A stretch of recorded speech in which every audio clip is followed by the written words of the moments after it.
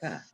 Bom, então, eu quero agradecer a presença de todos, mas para mais esse Clube de Infecto, que é uma atividade regular educativa da CIERJ, e hoje a gente tem aqui para uma novidade na nossa forma de fazer o Clube de Infecto, que em geral é um caso clínico e uma palestra de infectologia, mas eu não pude perder essa chance de chamar a Beth Neves, que dá esse curso na Fiocruz. Ela faz um curso, ela reduziu o curso para um período de 2 horas para a gente poder fazer aqui no Clube de Infecto, que é para a gente aprender a escrever bem projetos e monografias. Então, acho que a gente nunca aprende o suficiente e eu quero agradecer. E pode começar, Beth.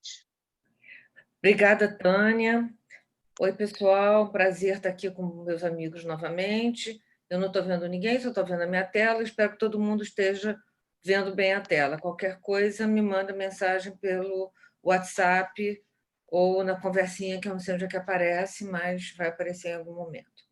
Enfim, como é que surgiu esse curso? Eu recebo muitos projetos de alunos ou candidatos a serem meus alunos e, com frequência, a gente recebe coisas muito mal escritas, com erros assim básicos, elementares, na nossa pobre língua pátria. Aí eu ofereci esse curso para os candidatos à pós-graduação e teve uma procura muito grande, para vocês terem ideia, teve 225 candidatos, e eu só tinha 16 vagas, porque era um curso que tinha uma dinâmica diferente. A gente ofereceu esse curso já 3 vezes, e aí chegou uma pandemia. Como essa dinâmica tem uma pegada mais presencial, tem umas brincadeiras, umas coisas assim, e, enfim, esse curso ficou guardadinho até o novo normal. E eu tentei condensar esse curso, que na verdade são 8 aulas, em menor tempo possível. Eu espero não aborrecer vocês por 2 horas, mas assim, a gente vai ter que dar um intervalinho para jogar uma água na cara e tal, para reclamar da professora, mas... Nada disso, a gente já deu intervalo antes, pode passar. Vamos lá, pessoal. Vamos começar. Como escrever bem projetos e monografias? Para que isso? Primeiro, que vocês tenham um projeto, ou vocês têm uma pretensão de um artigo, ou uma pretensão de uma monografia, você tem um peixe para vender. Esse peixe é seu. Você tem que vender da melhor maneira possível. Para quê? Para você ser aprovado no teu curso, ou para que você consiga publicar o teu artigo numa revista de prestígio. Esse curso é como escrever em português. Português é essa língua pátria, essa língua materna. Eu fico muito chateada com sales nas vitrines, delivery e face shield, né? Se a gente estivesse em Portugal, seria liquidação, entrega e protetor facial. O uso de palavras estrangeiras tem o seu momento, tem o seu espaço na nossa língua, na formação da nossa língua. Isso é uma abinha de uma linguística, mas que eu não vou falar isso agora, mas tem cabimento sim. Por exemplo, drive-thru. Drive-thru é uma palavra que não existe em português. Passa, paga e pega, né? Mas outras palavras que existem em português, na nossa bela língua, né? Não vamos matá-la, né? Vamos cuidar bem da nossa língua. E a língua é o seu cartão de visita. Por exemplo, um texto mal escrito fala mal do candidato, né? Se você escrever isso, você vai ser reprovado. A diferença entre mal adjetivo, que é com U, né? E mal advérbio, que é com L. Tá? Isso é um exemplo clássico que a gente vê. Uma brincadeira que eu gosto de fazer, por exemplo, vocês estão num país onde as pessoas dão festa, no mundo, num planeta onde se pode dar uma festa, E você está com o teu grupinho conversando sobre uma hipotética pandemia que as pessoas têm que usar máscara, e aí você vê aquela pessoa num canto, uma pessoa interessante e tal. A pessoa olha para você, você olha para a pessoa, vocês se interessam. É que a pessoa vai chegando no teu grupinho e vê que vocês estão falando de solidariedade, né? De respeito ao próximo, e a pessoa abre a boca e diz: o problema é que as pessoas é tudo ignorante. Acabou o clima, acabou a graça, acabou a atração. Então, é o teu cartão de visita, é a maneira como você se expressa, né? É a maneira como você se comunica com o mundo, né? E qual é o principal atributo de um texto? É clareza. Tenha algo a dizer, o faça da maneira mais clara possível. Isso não é fácil. Escrever muito e escrever complicado é fácil. Escrever pouco e com clareza não é uma tarefa fácil.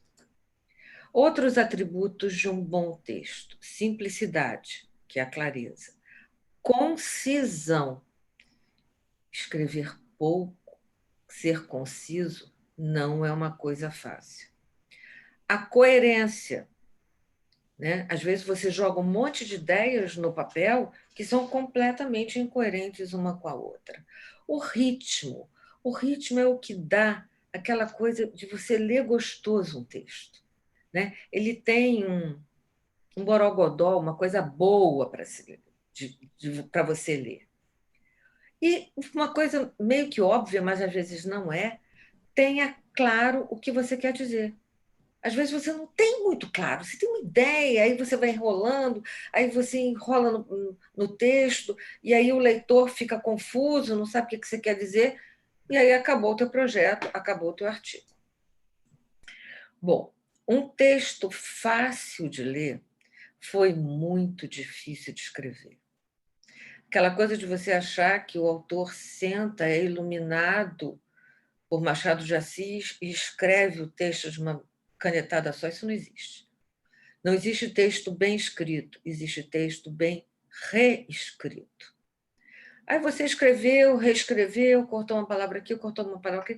Dá para alguém próximo ler? Amigo, parente, namorado, né? Para ver se entenderam o que você queria dizer. Presta muita atenção na primeira e na última frase do parágrafo.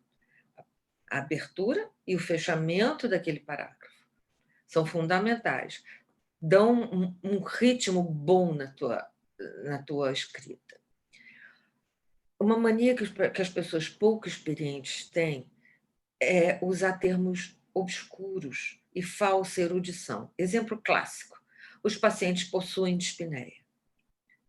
O paciente não possui dispneia. O paciente pode possuir um carro, uma casa, uma joia, mas eles não possuem dispneia. Evite frases longas e use pontuação. A pontuação existe e existe para ser usada. E aquelas frases longas que você acaba de ler a frase e você esqueceu qual era o início da frase. A gente vai dar uma palhinha aqui em pontuação. Escrever é a arte de cortar palavras. Por exemplo, use poucos advérbios, pouco ou nenhum. Advérbio de modo, então, nem pensar. Os queis, o experimento que eu estou fazendo, que eu matei os ratinhos, que estavam doentes, diminui os queis. Um exemplo muito legal de concisão é um pequeno conto que é uma joia de um inglês do século XIX. Ele disse que ele estava passeando no mercado do Porto, e viu uma banca e que o vendedor tinha escrito: hoje vendo peixe fresco. Aí o escritor virou para o peixeiro e falou assim: você tem palavras demais aí. Hoje, é óbvio que é hoje que você está vendendo. Vendo, você está no mercado, você tem uma banca, é ótimo, é óbvio que você está vendendo. Você está no mercado municipal, é óbvio que essa tua mercadoria é fresca. Basta peixe só. Ou nem isso, porque basta o cheiro de pescado que você sabe que o cara está vendendo peixe. Quem tiver a oportunidade de ler esse mini conto vai se deliciar com a concisão e com a mensagem que ele passa. Evitem termos empolados. Falar bem não é usar a palavra bonita, é saber se expressar. O bendito possui dispneia. Gerúndio é colonialismo linguístico, é você traduzir ao pé da letra uma língua anglo-saxônica que tem outra raiz, tem outra lógica completamente diferente da nossa língua latina. Da mesma forma, evitem advérbios de modo.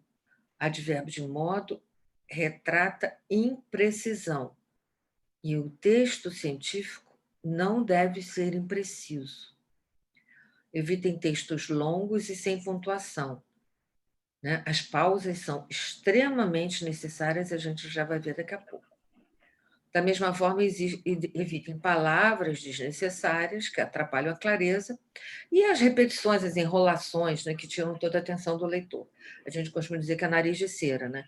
Isso é muito comum na introdução de uma monografia ou na introdução de um artigo, né? Seja conciso, para, dá um tempo, volta e leia de novo. Bom, o que é sintaxe? A gente vai ver um pouquinho mais para frente, mas, basicamente, é a maneira como os elementos de uma frase são dispostos. E o ideal é sempre o mais simples, que é mais simples, sujeito e predicado, né? Outra coisa, eu quero que vocês evitem a voz passiva. O que é a voz passiva? É quando o objeto vira o sujeito. Por exemplo, o mundo é transformado pelos homens. É muito mais simples e mais bonito você dizer os homens transformam o mundo. A voz passiva é muito usada por pessoas que têm pouca experiência na leitura, porque eles já vão direto para o objeto, né? E o objeto, né, na verdade, o objetivo do que ele quer falar, então ele coloca o objeto antes, e também não deixa de ser uma herança do colonialismo linguístico.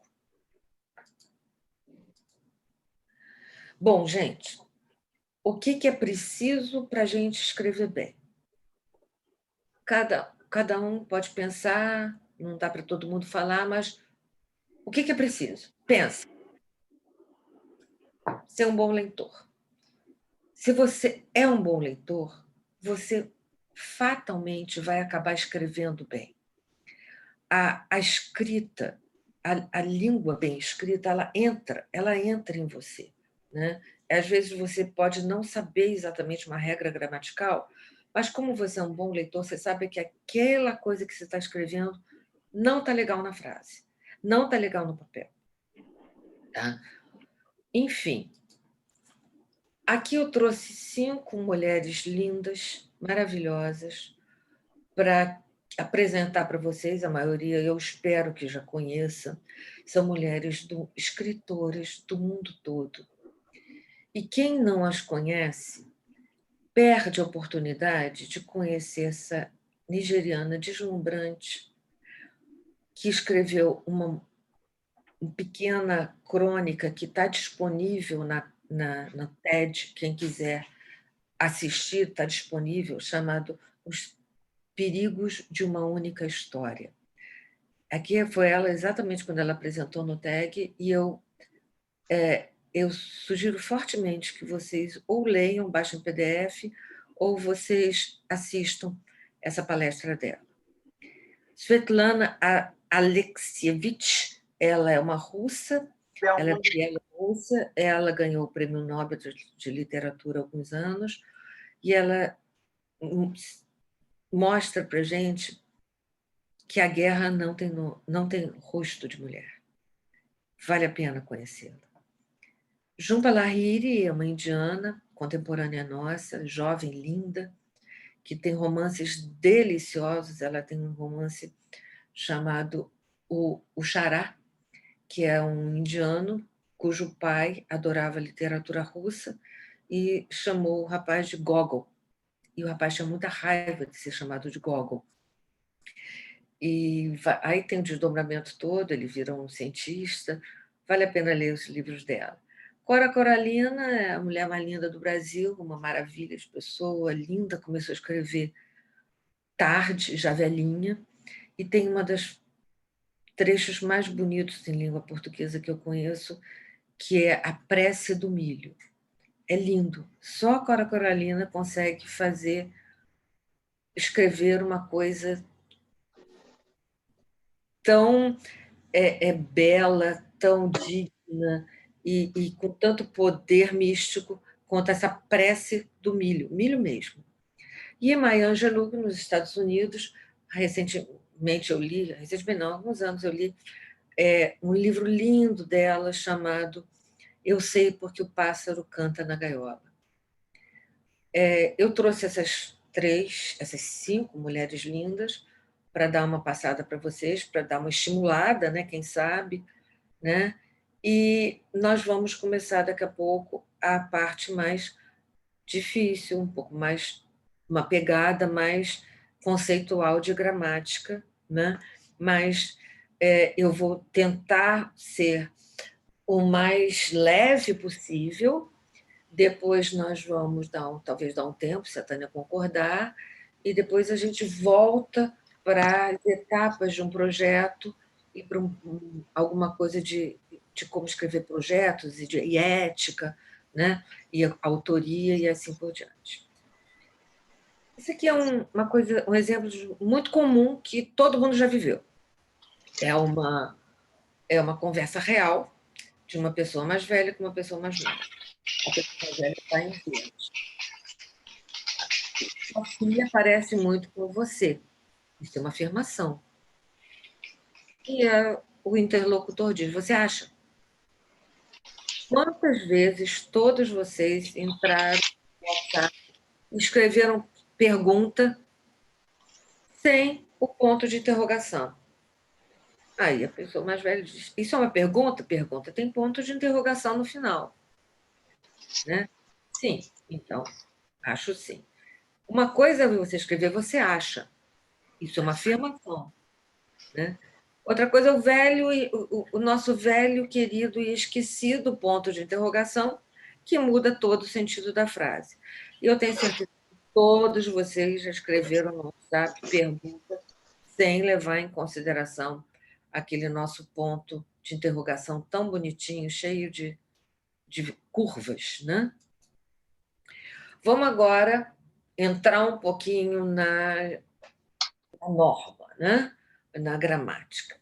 Aí eu trouxe algumas dúvidas de escrita principais, algumas coisas que eu vejo se repetir errado, e para ilustrar. Primeiro, os porquês. Existem 4 maneiras da gente escrever porquê. Porquê separado e sem acento é uma conjunção adverbial interrogativa, ou seja, é uma pergunta.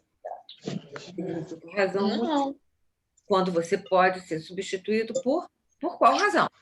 Por que os alunos dormem durante a aula de gramática? Por qual razão que os alunos dormem durante a aula de gramática?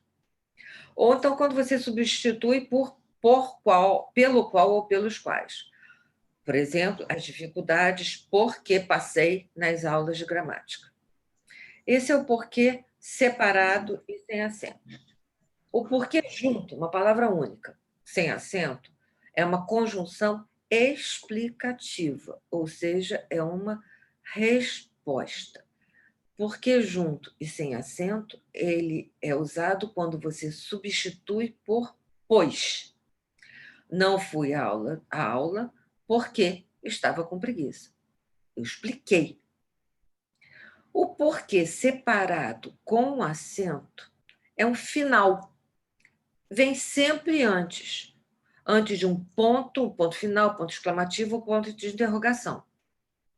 A turma não entendeu nada. Ai, meu Deus, por quê? E o porquê junto e com acento é um substantivo. Quando vocês devem estar perguntando qual o porquê dessa aula chata. Fazendo uma brincadeira, um médico jovem e uma professora um pouco mais velha, ele pergunta: por que eu tenho que aprender gramática? Ela responde: porque a língua é a ferramenta com a qual você se expressa. Não entendo isso, mas por quê? O porquê que você só lê papers e up-to-date, né? E né, gente? A turma aqui está com a carinha desse rapaz. Só lê papers e up-to-date. Todo mundo esqueceu a velha e boa literatura e os textos e os romances lindos que a gente tem tempo de ler, sim, tá? Tempo é fabril, a gente fabrica. Vamos agora dar uma olhadinha nos demonstrativos. Também é um erro muito comum. Quando a gente usa este ou isto, esse ou isso ou aquele. Este com T está perto de você, está perto de quem está falando. Por exemplo, estas minhas mãos. Esta caneta.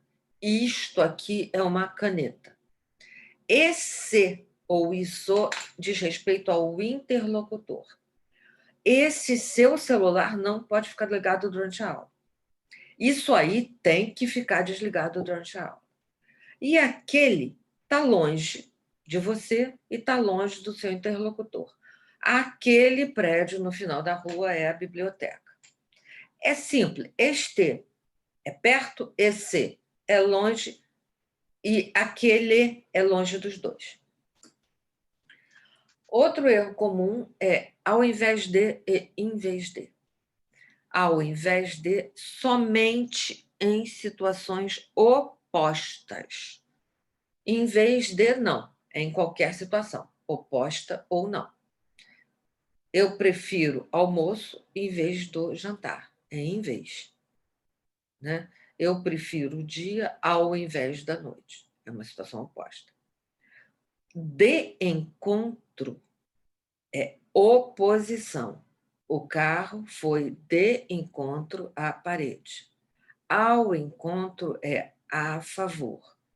O professor faz tudo para ir ao encontro dos alunos.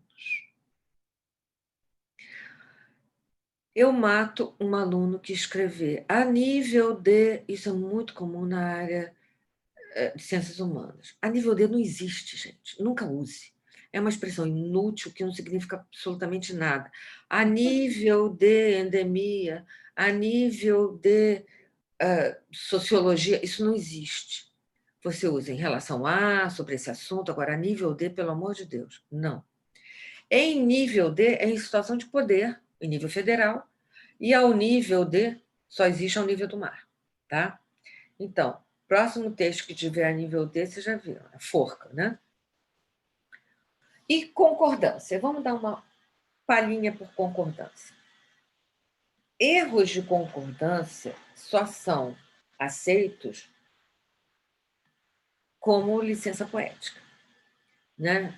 Em 1983, eu acho que a maioria das pessoas que estão me ouvindo não era nascida, tinha uma música do Traje a Rigor, que, engraçado, que está bem atual até hoje, né?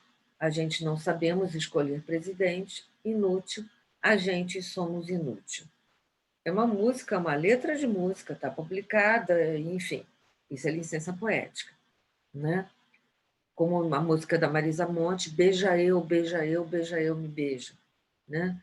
Como a música do Zeca Pagodinho, deixa a vida me levar, a vida leva eu, né? Isso é muito bonitinho na licença poética, né? Quem manda na frase é o sujeito. O verbo obedece ao sujeito. Se o núcleo do sujeito está no singular, por exemplo, a forte seca causou dano na lavoura. Qual é o núcleo? Qual é o sujeito? A forte seca. Qual é o núcleo? Seca. É singular. O verbo vai para o singular. Se o núcleo do sujeito está no plural, as fortes chuvas. Qual é o núcleo do sujeito? Chuvas. Então, causaram inundação. Dois núcleos do sujeito no singular, né? O verbo vai para o plural. São dois. Né? A alta temperatura e a seca provocaram dano. Se são dois, vai para o plural. Dois núcleos do sujeito no plural, obviamente, o verbo vai para o plural. Ai, perdão, gente. Se o sujeito é formado por expressão partitiva, Essas são umas pegadinhas. A parte de um todo, por exemplo, a maioria, a metade, grande número, a gente sempre acha que o sujeito é no singular, mas o sujeito é aceito no plural, sim. A maioria faz ou a maioria fazem. A gente acha esquisito, a maioria fazem, mas isso é aceito. Sujeito formado por expressões que indicam quantidade aproximada, cerca de, mais de, o verbo vai concordar, obviamente, com o numeral. Na grande maioria, é plural. Mais de um. O que é mais de um? Mais de um é de 2 para cima. Se é de 2 para cima, o verbo vai para o plural. Uma coisa óbvia, se o sujeito é formado por um substantivo coletivo, é coletivo, mas é singular, o verbo vai no singular. E sujeito formado por nomes que só existem no plural vai depender do artigo. Férias é muito bom, mas se você usar artigo, as férias são muito boas. Essa é uma pegadinha boa, tá? Eu estou passando muito por cima. Isso é um curso que a gente normalmente dá em 8 aulas. Para não ter fuga da aula, já vou dizer que daqui a pouco vai entrar um pouquinho de projeto de pesquisa, parte de um projeto, mas eu resolvi trazer algumas dúvidas mais comuns que eu encontro e erros mais comuns que eu encontro quando eu leio um texto de um aluno. Todo mundo sabe o que é oxítona, paroxítona e proparoxítona, né?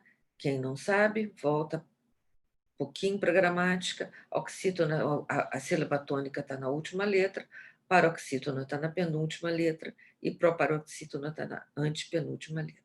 Letra não, perdão, sílaba.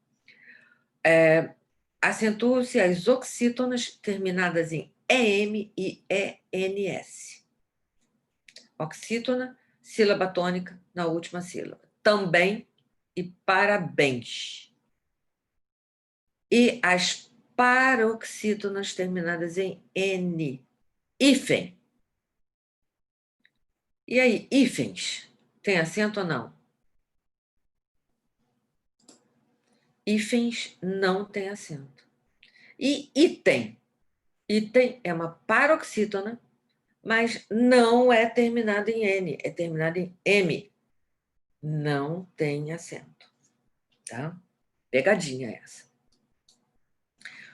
Outra coisa que eu quero lembrar para vocês, quando vocês escreverem numerais, de 0 a 10 é por extenso. E pode botar o numeral, o número de 11 em diante. Encontrei 2 ratinhos com a doença que eu inoculei. Encontrei 32 ratinhos com a doença que eu inoculei. Tá? 32 é em número e o 2 é por escrito. Bom, com o presente projeto vamos estar fazendo, me desculpa, isso eu enforco. Não usem gerúndio. Gerúndio é tradução literal de uma língua que tem uma outra raiz completamente diferente. Com muita frequência, eu estou vendo alunos que estão escrevendo, que vão fazendo o trabalho que vai levar à forca. Tá? Gerúndio nada mais é do que colonialismo linguístico. O que é análise sintática? A sintaxe, vocês já sabem, que é a organização das palavras no texto, né? Que serve para comunicação. Se eu disser chato, esse curso acho eu, ninguém entende. As palavras precisam ser organizadas. Eu acho esse curso chato. Né? Lembra a diferença de classificação morfológica para função sintática? A aula é legal? A aula é um substantivo, morfologicamente, e é um sujeito, sintaticamente. Eu fui àquela aula, esse aula, que é um substantivo do ponto de vista morfológico, ele se torna um objeto do ponto de vista sintático. Só para vocês saberem que daqui a pouco a gente vai começar a falar sujeito, predicado, né? O que é sintaxe? Lembra de sinfonia. Sim é organização, né? Sinfonia é a organização dos sons e uma melodia, né? Sintaxe é a organização das palavras em um texto. Sujeito é o assunto e predicado é aquilo que se diz do assunto. E como eu já falei, o verbo sempre concorda com o sujeito. Quem manda no verbo é o sujeito. Mas nem sempre o sujeito é a primeira palavra. Faltou-me coragem. Qual é o sujeito? Me? Me faltou? Não. O sujeito é a coragem. A coragem que faltou. Faltou a quem? A mim. Tá? Nem sempre o sujeito é a primeira palavra da frase. O sujeito pode ser determinado. O meu carro foi roubado. O que foi roubado? O carro. É determinado. Indeterminado. Roubaram o meu carro. Não sei quem roubou, roubaram. Outro exemplo de sujeito indeterminado, quando o verbo mais o ser precisa ser de trabalhadores. É um sujeito indeterminado, você não sabe quem é o sujeito. E existe o sujeito inexistente, é engraçado, mas tem também o sujeito inexistente. Primeiro, verbos que indicam fenômenos climáticos. Nevou na serra, choveu ontem. São verbos defectivos, eles só existem na terceira pessoa do singular. Eu não nevo, eu não chovo. Tá? Haver no sentido de existir, também é sujeito inexistente. Há muitos alunos na sala. E fazer indicando tempo. Faz 10 anos que não vou lá. Não faz concordância com o fazer, indica tempo, o faz fica no singular. O que é aposto, o que é vocativo? O aposto esclarece ou identifica um substantivo. Fulano, vírgula, governador do Rio de Janeiro, vírgula, foi preso ontem. Em geral, o aposto está entre vírgulas ou ele está depois de dois pontos, né? E o vocativo é quando você chama alguém. Depois de um vocativo, sempre tem vírgula. Olá, amigos. É olá, vírgula, amigos. A partir de amanhã, no grupo dos infectologistas, olá, turma, é olá, vírgula, turma. Bom dia, pessoal, bom dia, vírgula, pessoal, tá? Não se esqueçam, depois do vocativo, sempre tem uma vírgula. Por falar em vírgula, vamos saber usar vírgula, né? Se você está passeando num parque e encontra uma placa, proibido cães comer bola. É proibido um cão comendo uma bola? Um cão comendo uma bola mal passada, bem passada, no prato do cachorro? Né? Quando eu dou essa aula, eu tive que fazer as ilustrações para essa aula. Mas quando eu dou essa aula, eu uso um exemplo que eu peguei da internet, que eu não pude pegar, porque essa aula vai ficar gravada. E é proibido bicicleta fumar cães. Aí tem um desenho de uma bicicleta fumando um cão muito engraçado.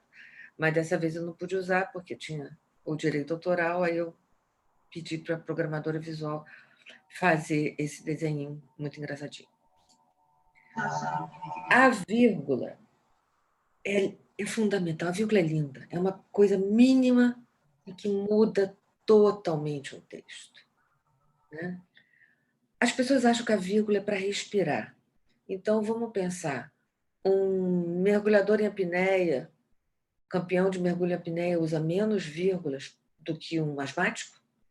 Né? Essa ideia de que vírgula é para respirar é uma ideia errada.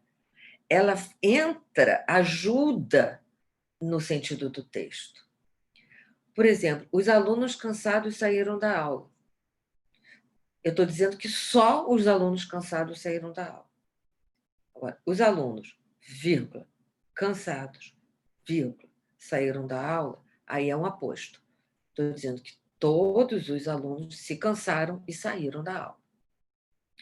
Em geral, na ordem direta, a vírgula não é necessária. O que é ordem direta? Sujeito, verbo, complemento. Né? A ordem simples. Eu estive lá ontem, não tem vírgula. Ontem, vírgula. Estive lá, você coloca vírgula. A brincadeira clássica do mãe só tem uma, né? Ou mãe só tem uma garrafa d'água na geladeira, ou realmente mãe só tem uma mesmo. Quando a gente usa a vírgula? Bom, separando orações coordenadas restritivas e explicativas. Quando você usa mas, contudo, entretanto, isto é, ou seja. A professora tentou, vírgula, mas não conseguiu explicar o uso da vírgula. Nas numerações 1, 2, 3 e antes do etc. E aqui lembre, etc. é uma palavra em latim, uma expressão latina. Você vai escrever em itálico. Quando você usa qualquer expressão, latim, francês, inglês ou língua do P, você vai colocar no seu texto em itálico. E nos vocativos, como eu falei. Olá, pessoal. Bom dia, pessoal. Oi, pessoal. Hoje vamos aprender o uso da vírgula.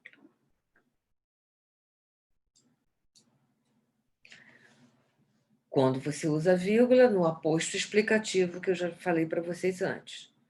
Dom Pedro I, vírgula, imperador do Brasil, vírgula, voltou para Portugal. E uma coisa linda que eu adoro, as vírgulas vicáricas. As vírgulas vicáricas, elas substituem um termo. Você vê uma minhoquinha que substitui uma palavra. Por exemplo, os alunos de mestrado preferem um bom orientador. Os de doutorado, vírgula, um bom projeto. Essa vírgula está substituindo a palavra preferem. Fica um texto muito mais limpo, muito menos poluído. Né? Quando não usar vírgula, separando o sujeito do predicado, parece uma bobagem, mas a gente vê muita vírgula entre sujeito e predicado. Os alunos fugiram da aula, não é os alunos, vírgula, fugiram da aula. Você não usa vírgula separando o verbo dos seus complementos. Comunico que vai ter prova hoje. Não é comunico, vírgula, que vai ter prova hoje. E separando o subjuntivo do adjunto adnominal. Exemplo, eu detesto aula de gramática. Essa brincadeira que eu fiz, digamos assim, um brechó online, a moça está vendendo uma bolsa, diz, vendemos meninas, aceitamos cartão, mas parece que ela está vendendo meninas. Né? Olha só, como uma vírgula muda totalmente o sentido do que você está querendo dizer. Ela não quer vender meninas, ela quer vender uma bolsa. E quando você usa o a preposição, quando você usa o AHA, quando você usa a crase, vamos dar uma olhadinha nisso?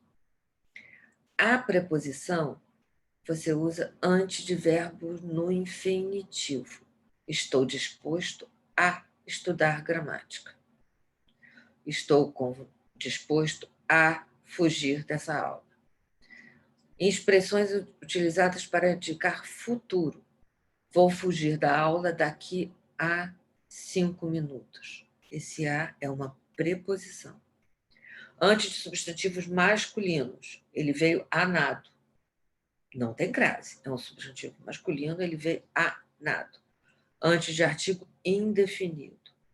Ela pediu o livro a um colega. Antes de pronomes pessoais e de tratamento. Perguntei a ela, perguntei a Vossa Excelência. Antes de substantivos femininos no plural, quando você usa sem artigo. Porque se você usar com artigo, é uma crase. Em represália a prisões, os manifestantes fizeram greve. Continuando, o a preposição você usa antes de pronomes indefinidos, não conte a ninguém. Antes de pronomes demonstrativos, leve a encomenda a esse endereço. Nas locuções adverbiais com palavras repetidas, não esqueça, cara a cara, frente a frente. Nas expressões ou locuções adverbiais de instrumento, escrever a lápis. E aqui é uma coisa muito caprichosa. Antes de substantivos próprios de lugares que se empregam sem artigo. Fui a Paris. Não é o Paris. Mas fui à Bahia, tem crase. Porque é a Bahia. A Bahia é um local que você usa artigo. Né? Antes de quem e cujo. Aquele é o aluno a quem sempre ajudo. A crase. A crase não é acento. O acento é acento grave.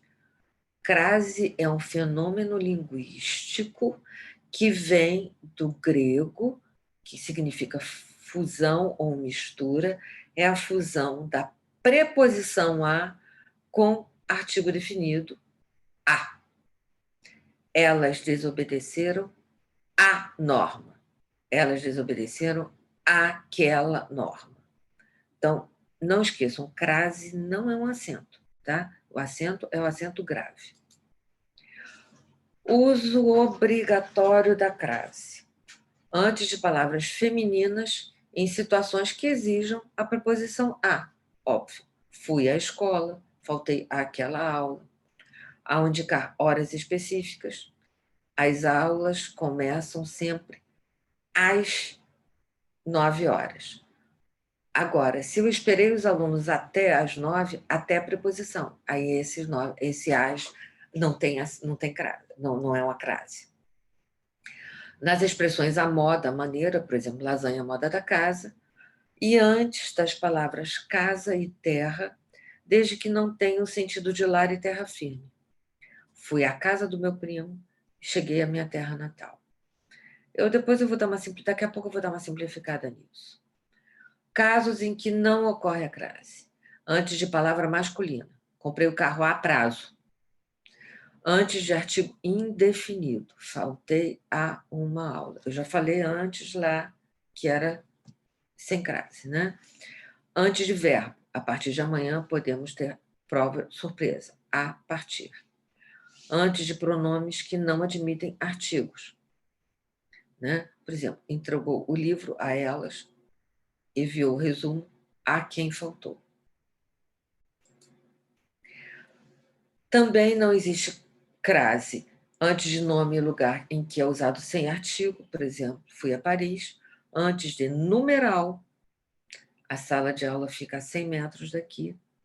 Em expressões com palavras repetidas, fiquei cara a cara com o inimigo, fiquei face a face com o inimigo. Fotos de placas com erros. Bem-vindo à Cidade das Flores. Está faltando aí o quê? Uma crase.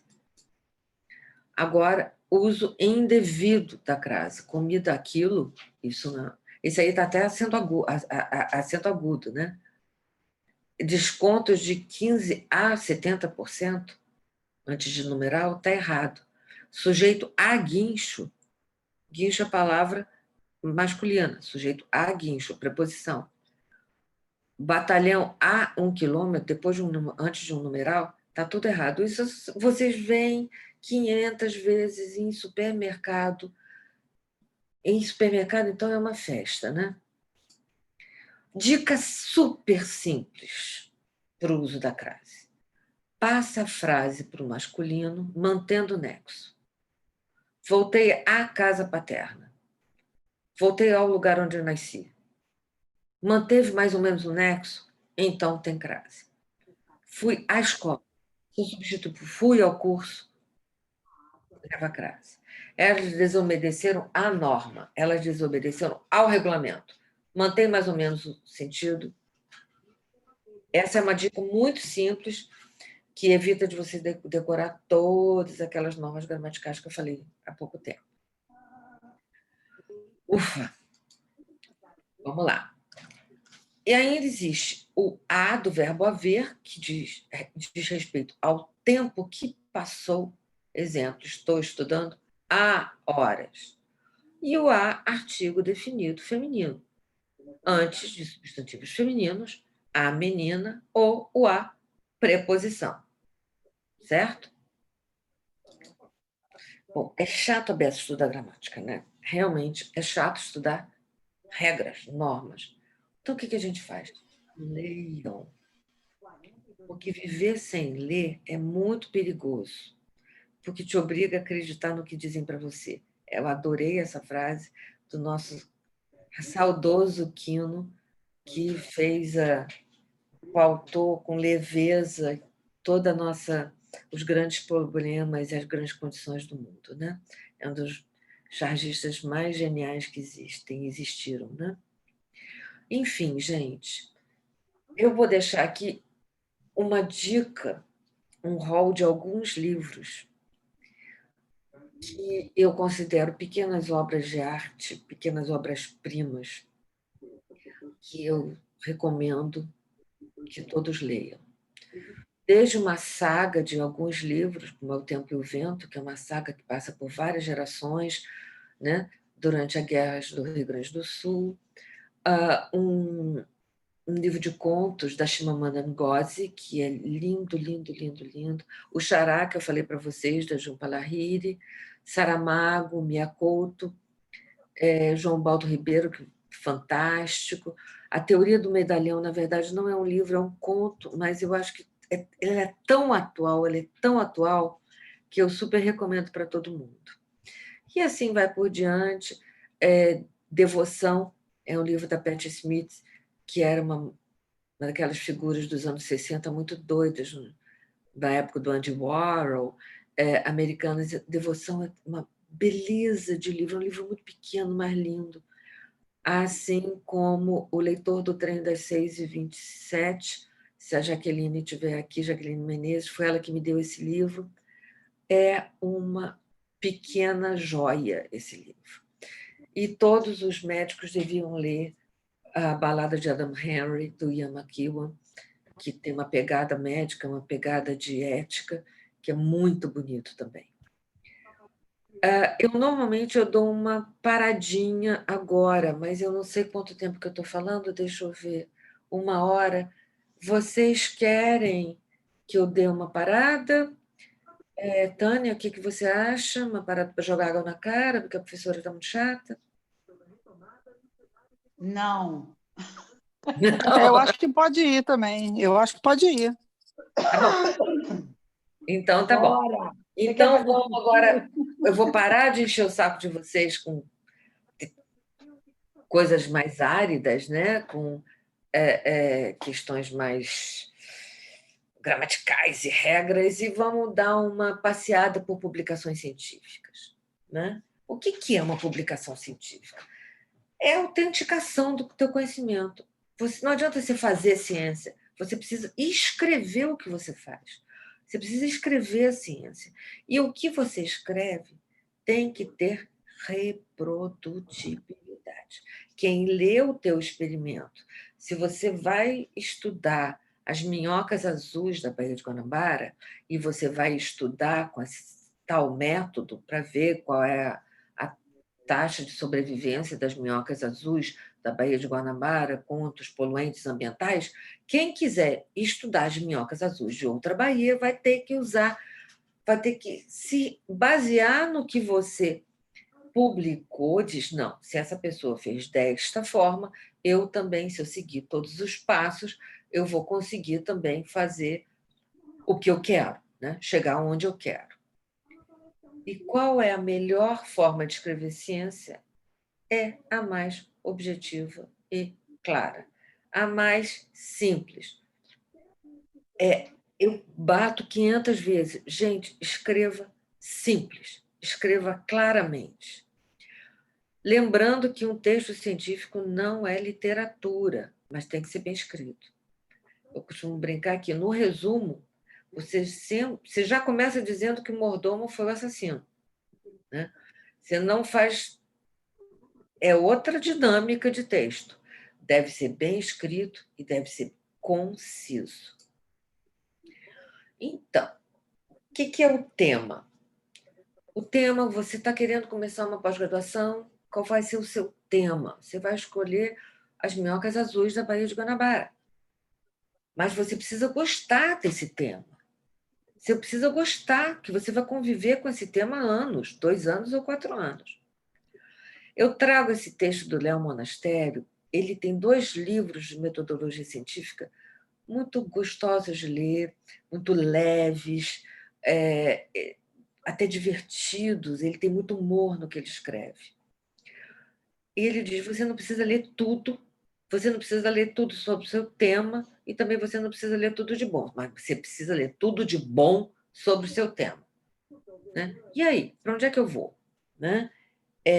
Daqui a pouco eu vou passar por isso, mas outra coisa que eu quero falar, norma. Meu Deus do céu, Vancouver, ABNT, autor data. Para que tudo isso? Porque é preciso uniformizar. Tem que ser todo escrito daquele curso de pós-graduação, daquele programa, escrito da mesma maneira. Né? Gente, dá licença que eu preciso tirar o cachorro da sala. Só um instantinho.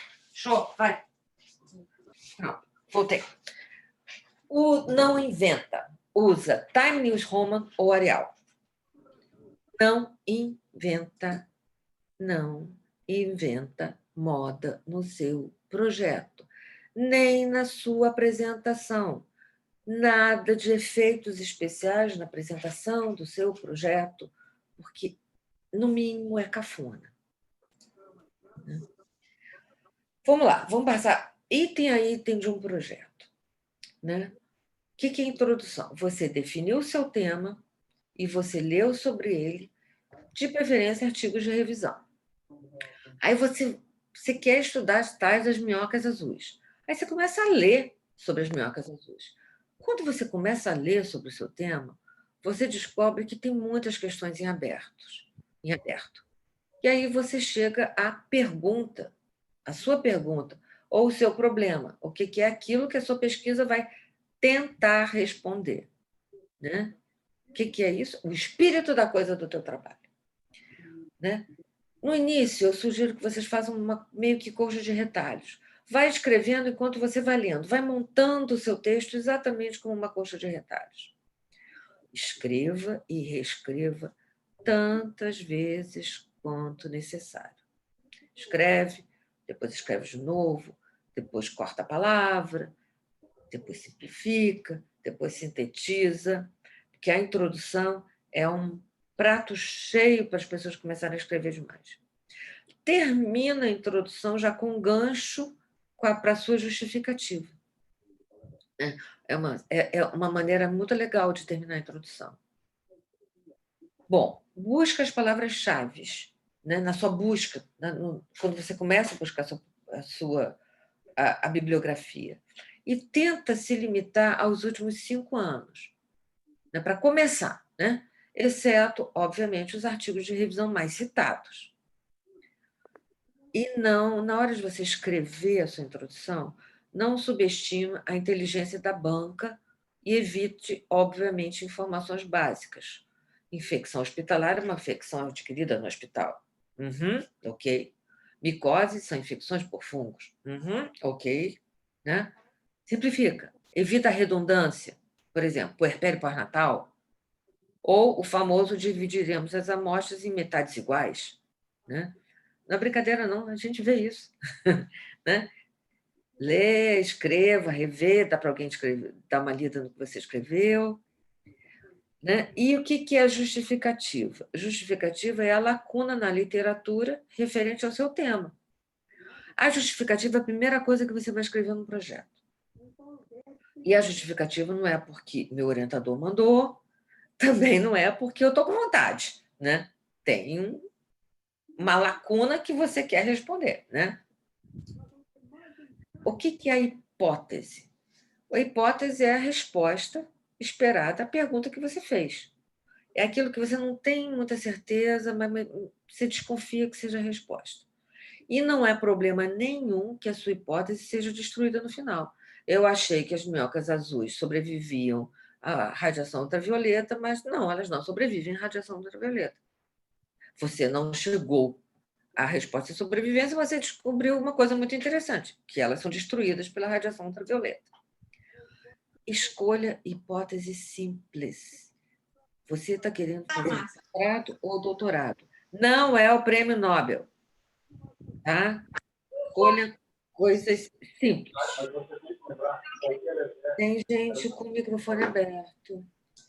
Bom, o que é o objetivo? Como que eu escrevo objetivo? Muito simples. O objetivo é um verbo. É descrever, analisar, comparar. Tem uma brincadeira que eu faço: o mundo é feito de verbos e substantivos, o resto é embromação. Né? O objetivo é bem sintético e você vai começar o seu objetivo por um verbo. E a metodologia? A metodologia é a receita do bolo. Eu dou essa aula, eu peguei na internet uma receita de torta de casca de goiaba. Peguei essa receita e dei no meu primeiro curso, falei, a metodologia é essa: você quer fazer uma torta de casca de goiaba, tá aqui como é que você faz a torta de casca de goiaba. Aí os alunos brincaram comigo, mas, Beth, não existe torta de casca de goiaba.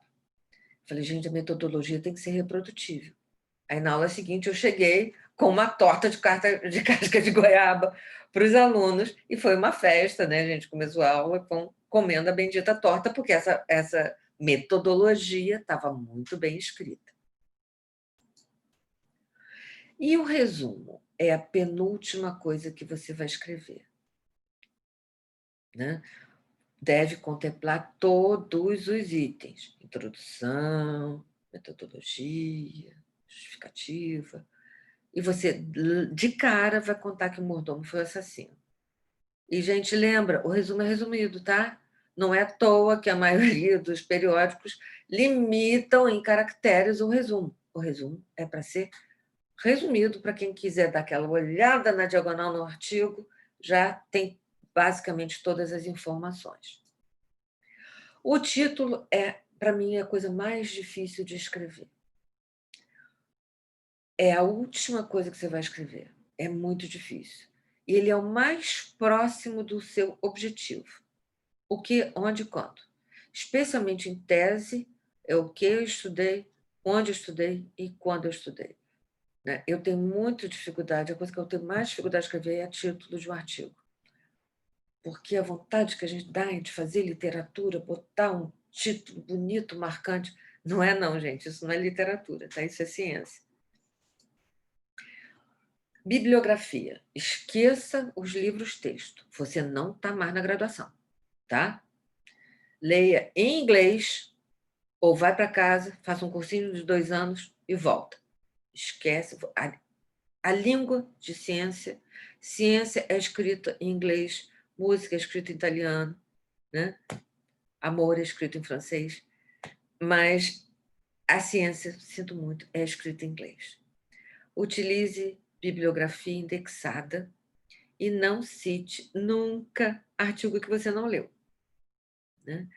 Evite excesso de citações que dizem a mesma coisa. Pedro Álvares Cabral descobriu o Brasil, aí fica penduradinho lá, um monte de numerinho lá em Vancouver, está tudo dizendo a mesma coisa.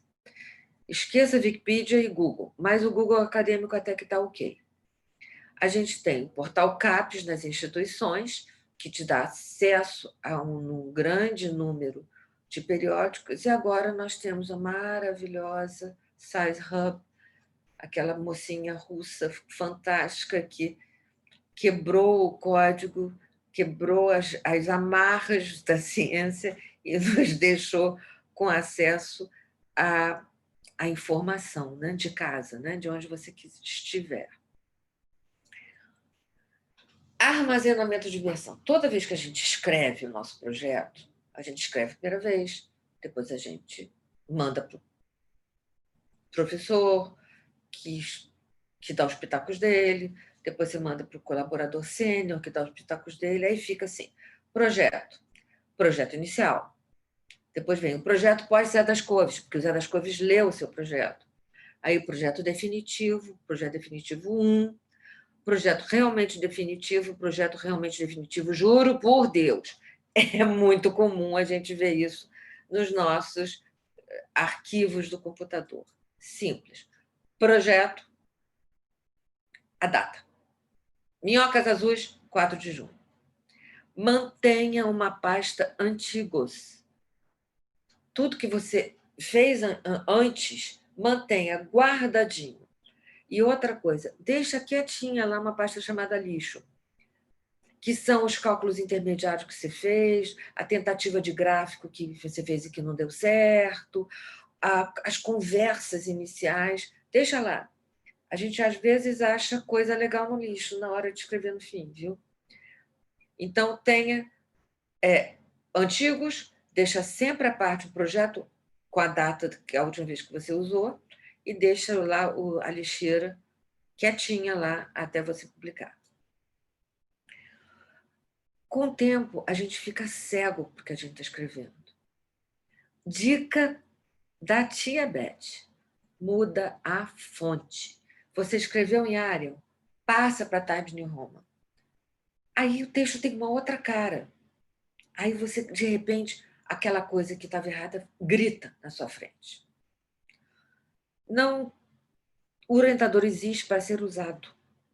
Manda para o seu orientador rever o seu texto, tantas vezes quanto você achar que precisa, desde que ele entre com elementos novos no seu texto. Mande para um colega mais experiente e que escreva bem. Cuidado, que nem todo mundo que diz que escreve bem escreve. Mande para um professor, aquele professor querido, amado, que mora no seu coração, que é uma gracinha de pessoa que está disposto a ler o seu texto. E existem os revisores profissionais. Você paga para isso, né? E perde a oportunidade até de aprender a escrever bem o seu texto. Plágio. Plágio é feio, é uma mentira. Não se espanta. Ele é muito fácil de ser descoberto. Não subestime a inteligência da banca. Não subestime a inteligência do seu orientador. Mas existem trabalhos comprados. E se você quiser fazer plágio, vamos combinar, muda de profissão, tá? Vai trabalhar em Brasília, vai fazer outra coisa, mas não faça ciência. Tem alguns casos de plágio que eu já vi ou já li. Primeiro, eu estava na faculdade quando eu vi um candidato ser desmascarado em plena defesa de tese de um caso de plágio. Naquela época não tinha Ctrl+C, Ctrl+V, né? Não tinha nem computador, eu sou velhinha. Pode levar à cassação do registro de mestre. E já vi caso de compra de trabalho que foi plagiado. Vou mostrar para vocês daqui a pouco. E tem um caso de um artigo de química em que virou caso jurídico, mas era assim, ipsiliter. E o editor do periódico virou um corresponsável e foi processado juridicamente. Casos, como eu já falei, que um membro da banca desmascara o aluno, né? E vocês têm que lembrar que isso leva a uma perda de credibilidade, e a perda de credibilidade é irreversível na vida acadêmica, né? Em alguns periódicos internacionais, além do artigo ser retratado, ele ainda leva aquela pecha daquele carimbo, retratado, em vermelho. Se vocês procurarem, vocês vão encontrar. Mas, infelizmente, existe venda de monografias. Essa página da internet é fictícia, foi feita, foi desenhada. Digamos, um site, fazpramim.com.br, né? Clica aqui, tem a moleza, mas existem muitos, muito parecidos com esses. Só vocês darem um Google, uma procura que vocês vão encontrar. Existem desde o brechó até a alta costura. O brechó, o que é? São artigos prontos e disponíveis em um catálogo, catalogado por instituição. Artigos não, já são monografias e teses. Existe a alta costura, você encomenda, né? Às vezes incluiu até a apresentação em PowerPoint para você. E em 2010, quando eu procurei, os preços estavam entre 650 e 3 mil. Hoje já devem estar bem mais caros, né? Aqui eu trouxe vários exemplos de sites caça-plágio. Né? Muito fácil. A banca entra em qualquer um desses sites e desses aqui. Você vê, são mais de 10 que você acha, você reconhece o plágio. Recomendo fortemente que vocês leiam esse artigo, um artigo curto, que esse autor, Steven Schaffer, ele fala que eu achei que essa discussão foi especialmente bem escrita, foi tirada ipsilítere de um dos meus papers. Isso é ele contando uma história de quando ele estava numa banca, né? Ele foi super elegante, né? Com essa observação. Vale a pena ler esse artigo, tá? Mas você quer citar alguém, como é que você faz? Existem recursos chamados intertextualidade. Citação literal e paráfrase. Citação literal é a alternância da voz do autor. Por exemplo, você está dizendo, segundo Machado de Assis, a vida é cheia de obrigações que a gente cumpre por mais vontade que tenha de as infringir deslavadamente. Entre aspas. Ou a paráfrase. A paráfrase é uma passagem para outro texto. Em geral, você pula assim, duas ou três linhas. Um pseudo-autor se apossa de um texto ou de partes dele e o apresenta como seu. Não há dois autores genuínos, mas um autor e um pseudo-autor.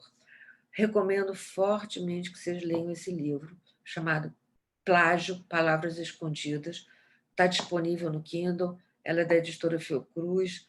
Ela é de duas excelentes pesquisadoras, Débora Diniz e Ana Terra, elas são da Fundação. Tá? Muito legal esse livro. E a autoria. Existem os autores fantasmas, não é escritor fantasma. É aquele cara que trabalhou para burro no seu trabalho, mas você esqueceu dele na hora de botar como autor. Existe o outro caso, são os presenteados, que são aqueles penetras, né, que não fizeram nada e entram de penetra. Existe, que eu já vi muito perto de mim, o caso de autores convidados, que é aquela celebridade que você quer botar como coautor do seu artigo para ver se, quem sabe, o conselho editorial da revista que você está mandando, olha, a celebridade é o coautor, então eu vou pegar mais leve na hora de avaliar e, quem sabe, eu aceito com mais facilidade. E, infelizmente, existem os escritores fantasmas que são contratados. Há não muito tempo, eu fui procurada por uma pessoa que me queria saber se eu ou alguém que eu conhecia aceitava escrever o trabalho dele. Né? Por isso que a maioria dos periódicos solicitam a assinatura de cada um do coautor. Né? Realmente, eu participei desse trabalho. Quem é autor, quem não é autor, como é que é esse negócio? Ordem dos autores, né? O primeiro autor é o aluno, é o mestrando, é o doutorando. E o último autor é o orientador.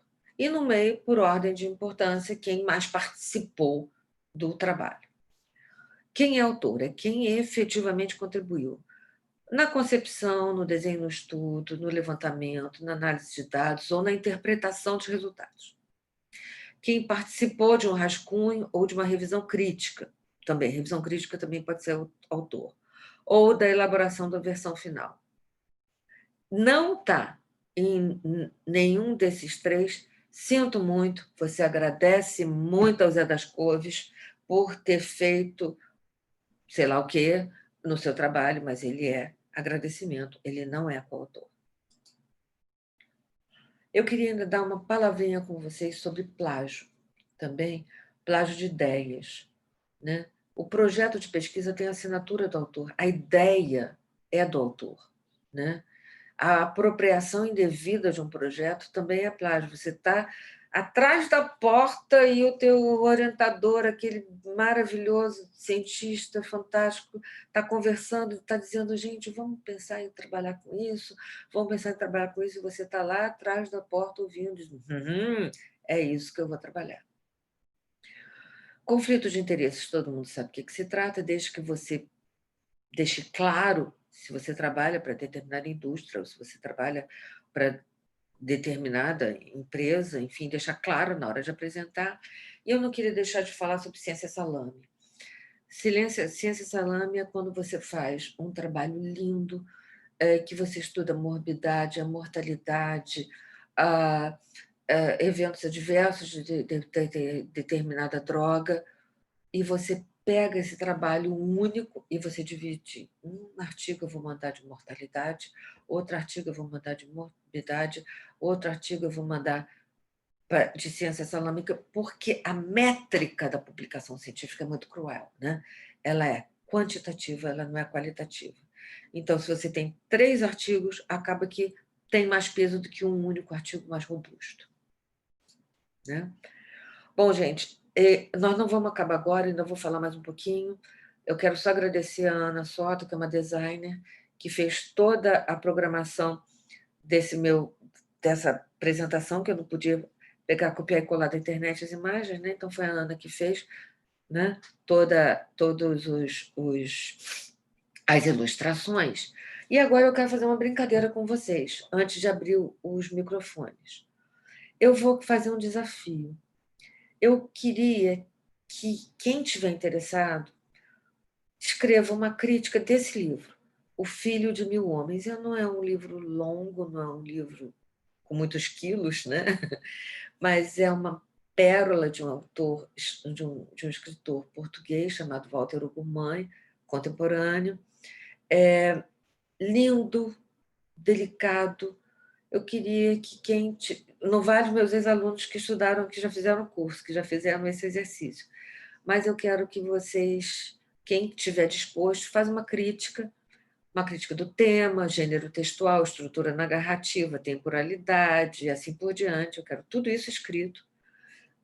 Vocês vão ter um mês para escrever uma crítica, não é uma coisa longa, faz de conta que você é um crítico literário de um jornal. Vocês mandam para o meu e-mail, está aqui, e a melhor crítica vai ganhar um prêmio, que é um outro livro lindíssimo, magnífico, que eu espero que a Cierge banque esse prêmio para a melhor crítica. Enfim, gente, Tânia, eu acho que já pode abrir os microfones, certo? E quem quiser conversar, estou disponível.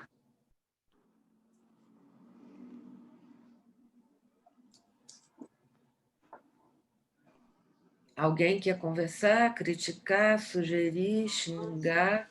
Fique super à vontade. Eu queria agradecer uma aula. Eu não estava conseguindo abrir o meu microfone. Tira a sua apresentação, Elisabética. Como que eu faço isso? Eu vou fechar. Não fechei, não? Não. Interromper. Stop sharing. Consegui. Pronto. E aí, Eu queria agradecer, ótima aula. Aqui, Cláudio Spank está falando, eu sou lá do HU, do FRJ, achei muito boa. E gostaria muito que a senhora disponibilizasse esse curso aí online, né? Não, Tânia, na nossa plataforma lá, assim. Não, ele vai ficar disponível no YouTube. A aula, mas ela podia fazer um curso online que a gente pudesse se inscrever. As 8 aulas online, a mesma que ela faz presencial na Fiocruz, nos novos tempos da pandemia, fazer um curso modelo Covid. Gente, eu dou para cada aluno um livro. A gente lê. Eu empresto, né? Tem lá na Fundação uns 30 livros, meio que eu vejo a cara de cada aluno, e no final do curso o aluno faz aquela crítica literária àquele livro que ele leu. E é muito legal, né? É muito legal. Por isso que tem uma dinâmica diferente, né? Mas a gente pode tentar fazer isso aqui. Eu acho que hoje tem várias ferramentas de internet que até salas, botar trabalho de grupo em salas diferentes, eu já participei de aula assim, livro no Kindle, como você mesmo citou alguns aí que a gente pode ler. Eu acho que o novo normal é esse. E seria ótimo se a gente pudesse expandir, né? Como você disse, 16 vagas, eu vi o curso aqui, foi em 2019, tiveram 200 e tantos inscritos, mas infelizmente só 16 foram contemplados, né? Então, seria bom que a gente pudesse aprender com quem sabe fazer bem, né? E a gente também começar a lançar essa semente, fazer e girar aí a roda. Eu acho magnífico. Assim, a gente tem pouca oportunidade. Quem está fora de instituições, assim, embora eu esteja no fundão, né? Eu estou muito na área assistencial. Eu sou da DIP do fundão e estou muito na área assistencial, né? Assim, então eu acho que a gente que fica muito ligado na assistência, às vezes tem pouco tempo para parar. Isso aí que você falou, assim, não basta a gente fazer bem, fazer direito, a gente tem que escrever bem aquilo que a gente faz para que outras pessoas possam produzir, né, reproduzir o que a gente faz. E aí eu acho que assim a gente tem, eu sinto essa dificuldade, essa falta assim de oportunidade da gente, embora esteja na universidade, veja bem, eu tenho falta de oportunidade de poder aprofundar em como escrever bem, como fazer, em metodologia, enfim, e produzir mesmo, como vocês na Fiocruz produzem. Sei o que a Tânia acha aí, que a gente estava outro dia falando isso, das instituições de infectologia do Rio de Janeiro, enfim, tudo nesse sentido, né, Tânia? É, assim, eu já mostrei com essa aula, né, que o interesse existe, né? Então, assim, eu acho que isso é uma oportunidade. A Beth falou desde, isso é para graduando. Eu falei, não, também é para médico que sempre acha que não aprendeu nada e precisa aprender mais, que é o meu caso. Então, eu aprendi várias coisas nessa aula, ri demais, eu tive que tirar o meu microfone, porque eu ri muito. A Beth deu uma aula leve, né? Se bem que eu detesto análise sintática desde pequenininha, tá? Mas eu achei muito bem-humorada a sua forma de falar.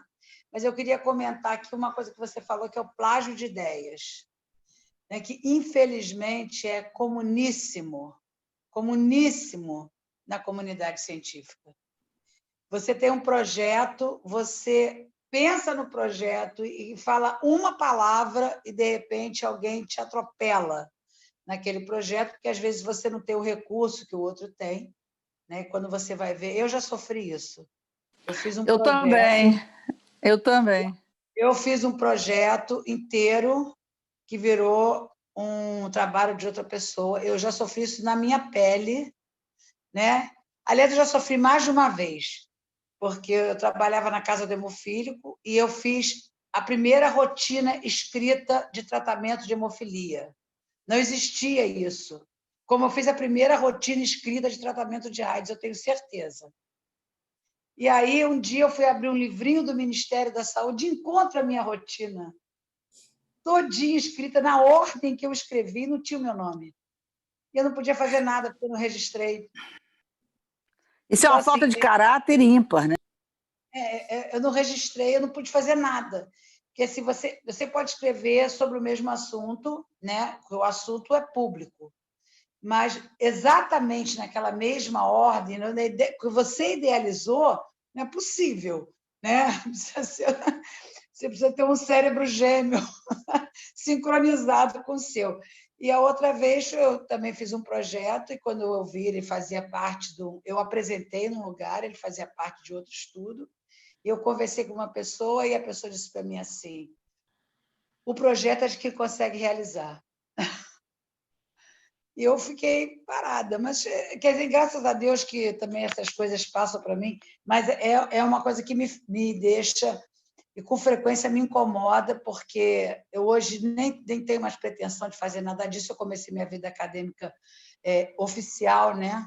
Muito tarde, embora que eu, desde muito nova, trabalhei numa unidade de ensino internacional, então a gente tinha essa atividade acadêmica. Mas eu vejo de colegas que são brilhantes e, quando a gente vai ver, tá, o trabalho... Como esse trabalho não era seu? Era, mas aí fulano fez. E, assim, não é, Cláudia? É verdade, porque assim, às vezes a gente não tem o expertise, o cara é mais esperto, tem toda a coisa já sabe como fazer, então o cara pega aquela ideia e pá, vai, quando você vai ver, já era. É. Isso é verdade. O português eu acho muito difícil e acho que a gente também tem que cuidar. Eu também detesto, que nem a Beth, uma coisa que quer me ver, eu fico com ódio, é quando alguém está dando uma aula de HIV e fala assim, então, a gente pode mudar esse esquema, mudar switch, traduz do português para o inglês, o antirretroviral. Pode trocar, switch. Eu boto no escrito no slide. Trocar, entre parênteses, switch. Gente, Eu falo, gente, isso é muito cafona. é cafona, Tânia, e a nossa língua é uma língua falada por pouca gente, né? Há alguns países na África, alguns rincões na Ásia, Portugal e Brasil.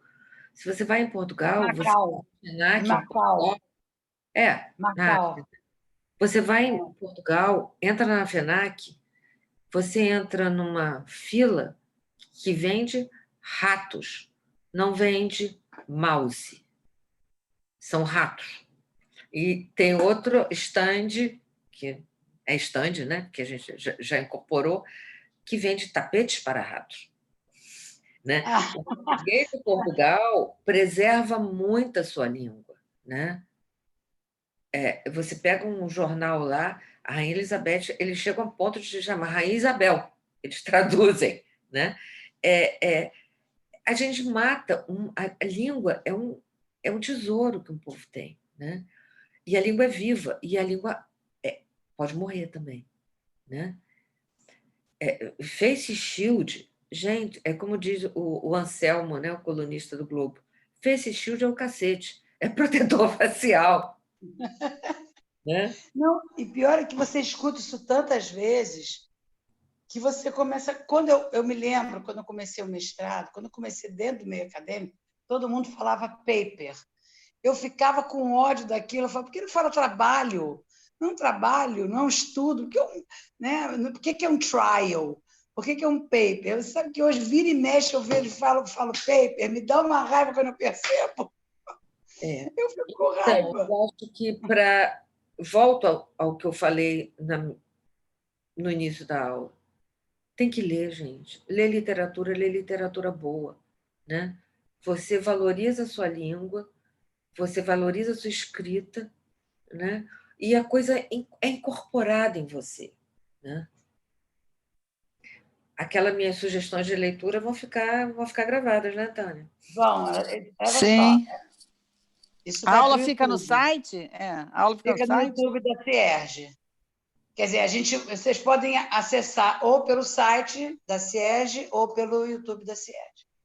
Mas ela fica. Isso quando eu consegui, gente, porque olha só, como eu sou eu sou meio multi, então eu gravo e depois não consigo achar onde eu gravei. Então eu gravava e botava direto no YouTube, mas aí essas discussões que a gente faz saíam lá e ficava horrível. Então agora eu gravo aqui, depois eu peço ao Rodrigo para cortar, porque às vezes fica muito feio. Mais algum comentário, pergunta, gente? Aproveita aí, olha, eu subo a Bética. No outro dia eu estava corrigindo um trabalho de uma dissertação de mestrado, né, Beth? Aí eu vi uma frase que para mim parecia tão esquisita, eu falei, isso aqui deve estar errado. Aí eu, Beth, isso aqui está certo.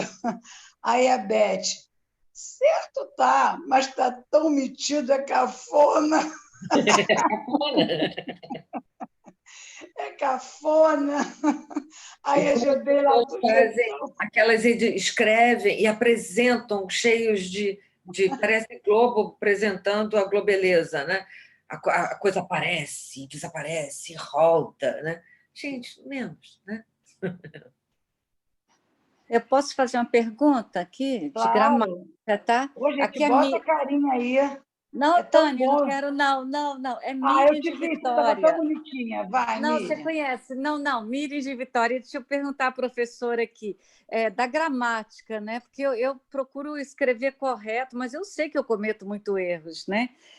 No prontuário, quando a gente escreve para o paciente, eu também sou da assistência, né? E aí eu queria perguntar, eu devo falar fui eu quem fiz ou foi eu quem fez? Eu acho que foi eu quem fez, mas eu sempre tenho essa dúvida. E outra pergunta é, etc. Quando eu estou escrevendo, que eu coloco etc., eu já vi que vem a vírgula antes, aí eu coloco etc, um pontinho, e se eu vou terminar a frase ali, eu coloco um segundo ponto para terminar a frase? É a mesma coisa do quando você põe. Enfim, quando você põe dois parênteses, vira um parêntese só que está englobado, vira um ponto só que responde aos dois, tá? Ah, ok. Até onde eu E foi sei, eu. tá? Eu Ah, não tá, posso tá. checar, mas fica poluído, né? Dois pontos, né? Mas eu posso rever isso. Agora, Mas sabe o que é? fui eu que fiz ou foi eu quem fez? Mas Fui eu quem fiz ou foi eu quem fez? Chuchu, né? Os dois, né? Estão corretos? Não, Mas porque melhor um é que e o outro é que. Gente, outra coisa que eu quero Fala lembrar outra vez, Beth. Hã? Fala outra vez, fala outra vez. Foi eu quem. Porque, por exemplo, se quem manda no verbo é o sujeito, né? Se o verbo está no fez, o fez não fui eu, foi uma pessoa, né? Ah, entendi. Né? Então, se o fiz, fui eu, entendeu? O sujeito sou eu. Mas se foi eu quem fez, fica muito feio, parece, sei lá, índio falando, sei lá, índio americano, feriado americano falando. Ok, fui eu quem fiz ou foi eu quem fez? Fica melhor, fui eu que fiz. Ah, fui eu que fiz. Não, Que quem fiz. fiz, não, fui eu Ok. que fiz. Ah, ok. Ok, obrigada. Eu Em relação ao etc. Outra coisa que é muito, que eu, quando eu estudei linguística, que eu fiquei. A língua é viva, tá?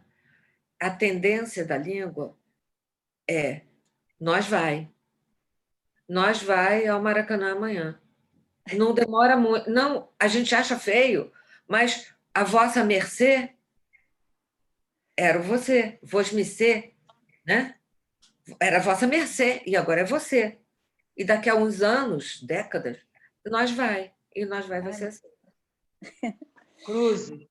Porque a língua é viva, gente. A gente tem que entender isso. Mas eu espero já estar morta. Eu acho muito legal essa coisa da língua viva, viu? Eu acho que a Miriam tem uma pergunta ainda que você Não, tem não, Tânia.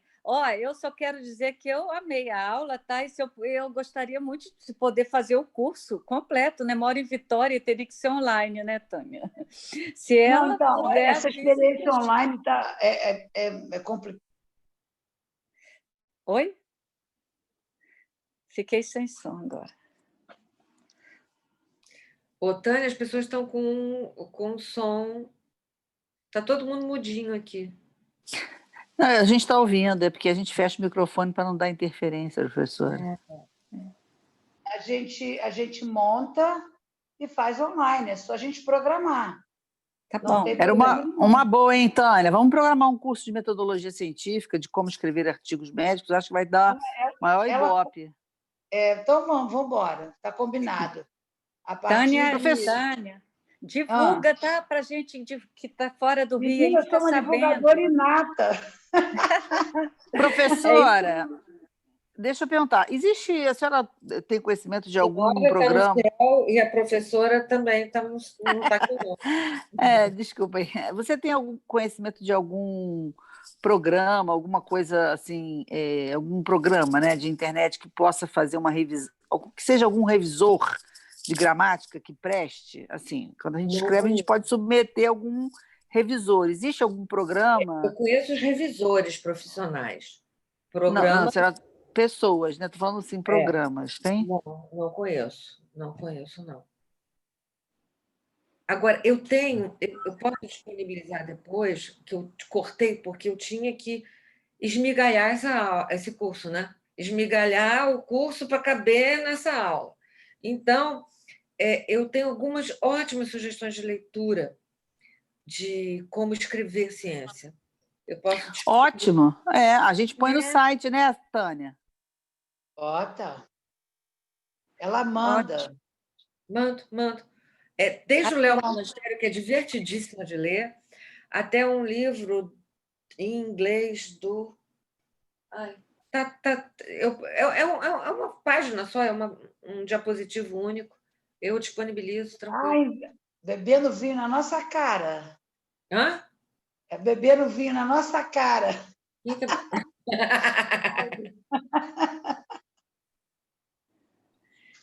Oi, eu quero só dar um beijo para a Beth. É Mônica Façanha, do Ceará. Cearoca! Mônica, bota essa carinha aí, Mônica. Mônica, põe essa cara aí, Mônica.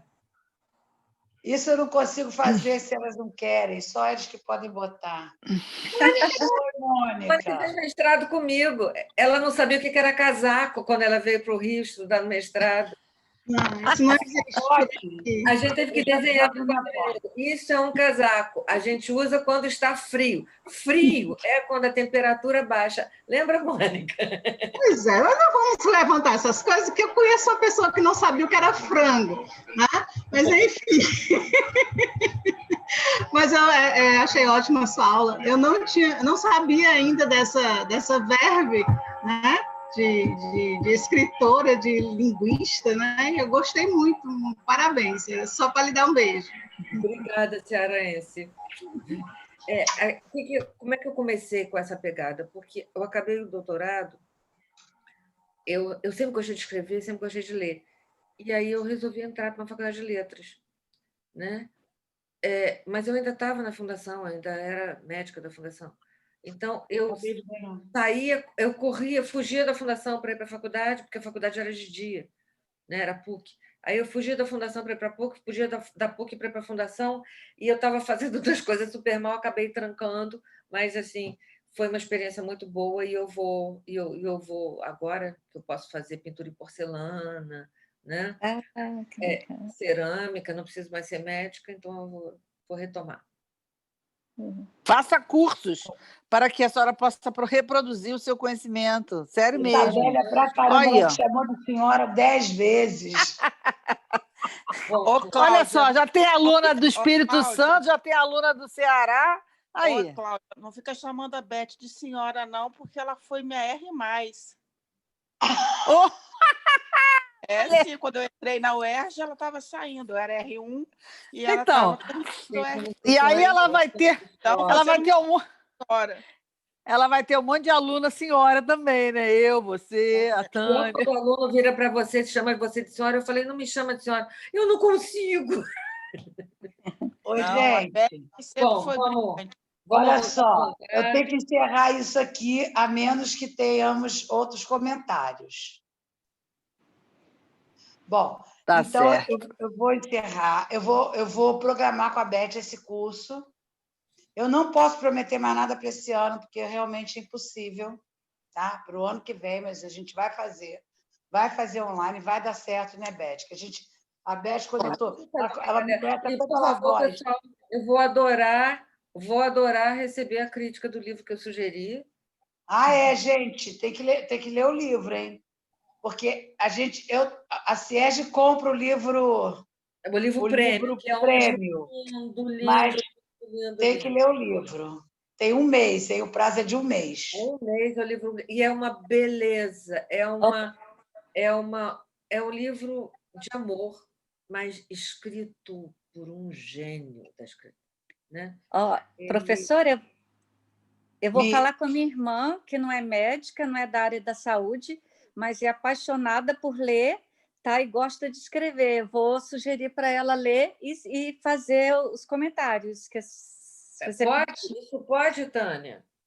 Pode ou não? Não, senhora, é para você fazer, Miriam. Mas eu não vou ter tempo, querida. Em um mês, eu leio o livro. Faz. Quem sabe faz a hora, não olha só, sabe?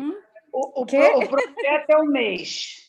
Tá bom, vou tentar. Outra coisa, posso mandar um e-mail para ela dar sugestões de leitura? Claro, a Para eu gente vai melhorar? botar Então, tá Vai bom. colocar no site da Cierj, né, Tânia? Tá bom. de Ei, leitura para Cláudia, você não está redação de lembrando de trabalho, mim, né? Que não, você está mas... falando, né, Miriam? Tudo Né? bem, Miriam? Tudo bem. Miriam? Agora que eu estou vendo que é você, Cláudia Espanha. Ela não bota Beijo, a cara tá? dela, não sei por quê. Eu estou aqui de óculos, nada. Eu também. Não vou colocar, não. Tá Então bom, tá gente. combinado, gente. A gente vai botar no Estou site da aguardando uma Cierj. chuva de críticas. Um beijo para vocês todos. E foi Beijo a ótima a todos, sua aula, pessoal. tá? Beijo, Beth. Parabéns. Sua aula foi ótima. Cláudia, pode gravar um filme de 1 minuto para mim? Oi, fala. 1 minuto. Agora? 1 minuto. Com essa cara? Não, você pega o seu celular, mas é hoje. 1 minuto, dizendo para mim, que qualquer um que está aqui, que trabalhou no Covid, gravar um filme de 1 minuto, 1 minuto. Qual foi a experiência mais marcante para você nessa epidemia? Pode ser pessoal, pode ser de um paciente. Qual foi a coisa que quando você fala nessa epidemia, vem na sua cabeça, como infectologista que trabalhou nela? Pode ser o que você sentiu em relação a você, em relação à sua família, ou um fato que você viveu com o paciente. 1 minuto, gente, eu preciso disso essa semana. Eu não posso esperar mais. Manda aí para mim. Mas Ok? gravar eu com essa cara derrotada que tu quer que eu grave? Eu também não preciso de Miss, não. Eu estou falando igual a Beth. Não, Não tem nada do prêmio Nobel, não. Miss não dá para ser mais, nem Miss segura, que já não dá para segurar não é mais. de beleza. Eu só quero escutar o que vocês estão sentindo. Não tem nada a ver com a beleza. A beleza é interna, o sentimento. É isso que interessa. O que você sentiu como pessoa, como médica, assistindo um paciente, porque as experiências podem ser muito diversas. O que te marcou mais? No meu caso, foi a morte do pai da minha filha, do meu Certo. a Carla. Foi o que me marcou mais, porque, inclusive, eu tive que socorrê-lo. Então, você pergunta, o que te marcou mais? Foi isso. Entendeu? Uhum. Mas é uma coisa simples. Não precisa ser assim que nem eu, assim, tá. Estou só explicando. Tá bom? São tantas coisas, tá bom. Rapidinho, gente, faz isso para mim. Já que você nem falou, né? Jaqueline, que ela falou aqui que estava na aula desde o início. Então tá, gente, ó. Tchau. Vou terminar a reunião. Beth, muito obrigada. Tá? Tchau. Beijo. Obrigada, Beth. Tchau, gente.